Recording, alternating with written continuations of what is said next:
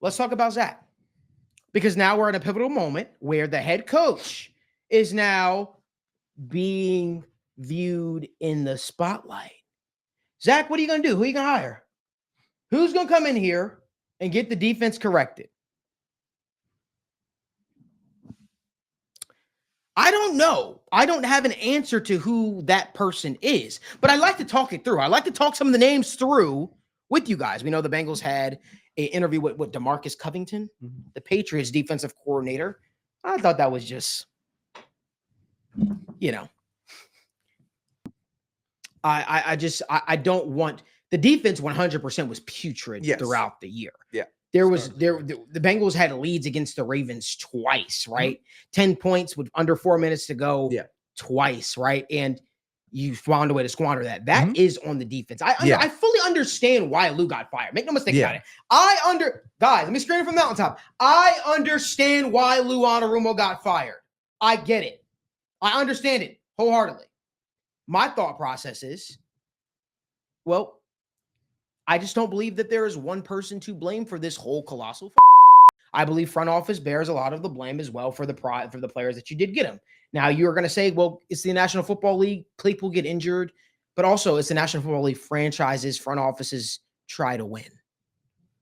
Franchises, front offices try to hold themselves accountable. I'm all for accountability. I'm big on it. Right? I'm big on it. And if that guy got that, if the marriage was over, sure, the marriage was over. But let's not walk away from this saying, well, that's all the problems. The situational coaching was so putrid this season. So putrid this season. And while the blame is easy to look at a defense that allowed Pittsburgh Steelers coming off a bye week to score 44 points and Russell Wilson had one of his best career games, it's easy to look at that.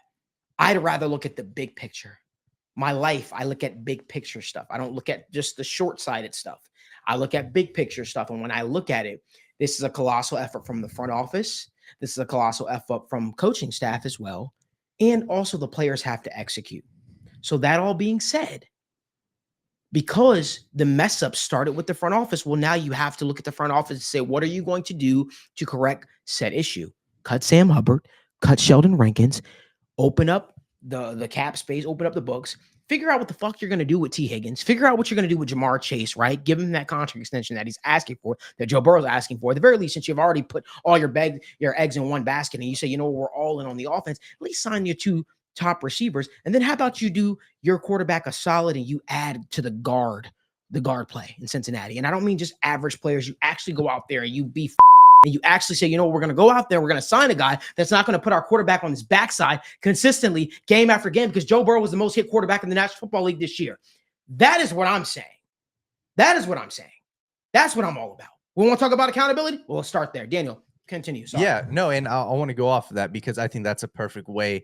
When we're looking at this team too, right, there's only so much you can do. So you're going to have a weak spot on your team. It's up to the Bengals front office. And I feel like that's where they got to go with this now is, what do we want our team to look like? If you want to go after a top tier guard, all right, then you're not going to probably be able to add two premier talents at the defensive position. You're not.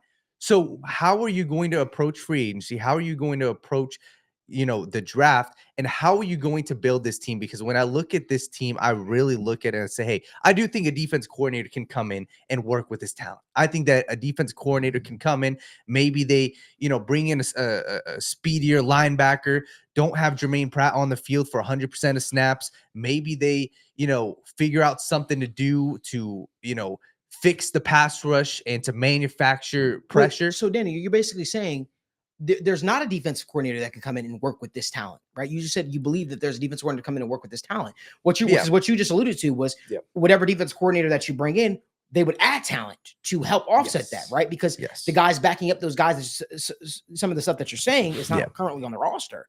Pass rush help is something that needs to happen. Linebacking, speedier, more athleticism at the linebacker position is something that needs to happen, right? Yeah. So we're all I just want to make sure we're aligned. Yeah. I don't mean to keep cutting you off. You're good. I just want to make sure we're aligned. Yeah. Right. And that, we need to add to the defensive talent there. So are we all in agreement? Yes. Evan, Logan, Daniel, Jimmy, there is not a defensive coordinator out there that can turn this unit as it currently stands into a top 10 unit, top 5 unit. I agree. Are we on agreement there? I agree.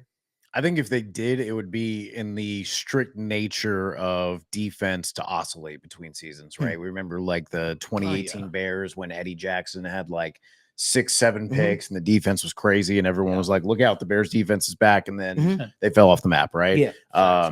And especially when you have defenses that have like a low number of total pressures, but a high number of sacks, right? That implies a lot of luck. Thinking about Vic Beasley, big year in Atlanta. Thinking about Bud Dupree's big year for the Steelers. Those are instances of high sacks, but low pressures and getting lucky in that sense. Getting a lot of turnovers and then having that regress back to the mean. There's a lot of luck. Obviously, there's a lot of skill being right place, right time, but there's a lot of luck involved in turnovers as well. So if they could come in and then the pendulum swings way back the other way and they just get that inherent defensive luck, I think that's the only way you take this unit as it stands right now with, add in second round rookie and, mid-tier free agent 1 and 2. I think you still need a good amount of luck and maybe just the Brian Flores school of thought of, hey, I'm going to get funky and I'm going to throw you a lot of blitzes and we're just going to see whatever happens, but we're going to have a high variance style of play. And you bet on that being in your favor. Yeah. And that's, I think also the luck is a huge part of this. And I hate to say it, but the NFL is really a luck game. It's about who's the healthiest. And yes, you have your teams that can do it without the injuries. But I'm going to be honest, this upcoming season, you're getting DJ Turner healthy. You're getting Dax Hill healthy. You're getting these guys who are coming back. You get Chris Jenkins in his second season. I hate to say it, but I think that this defense is going to be much more prepared from a youth standpoint just because they had an extra year to play. Cam Taylor-Britt went through his worst season, and he's going to get another shot. So I think that by the pure nature of it, I think that this defense will be prepped because they were just young this year. They were thrust into roles that they weren't expected to be.